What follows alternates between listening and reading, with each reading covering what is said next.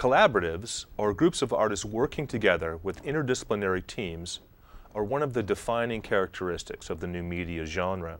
This tendency of artist collaboratives in new media practice flies in the face of the idea of the lone genius, so much at the center of modernism.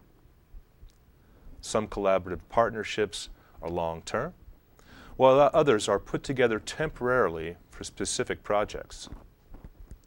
Like film projects, new media projects often require teams with a great variety of skill sets, such as computer science, user interface design, and many others.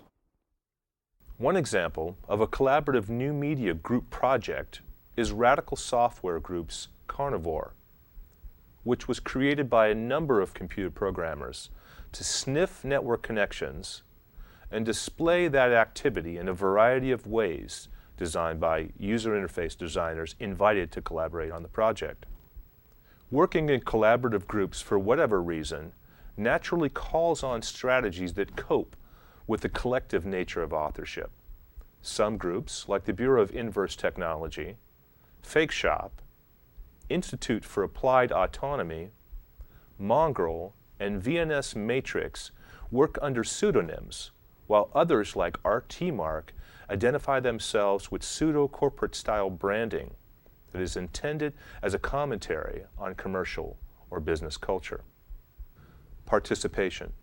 Taking its cue from the 1960s and 70s happenings of Alan Copra and others, new media has sought to encourage more viewer involvement and participation in artwork, and where the viewer actively participates in the resulting artwork.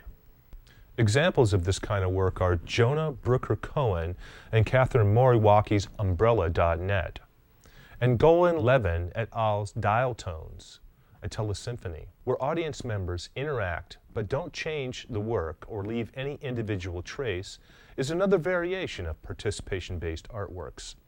The viewer chooses an original path through an artwork, but does not affect change.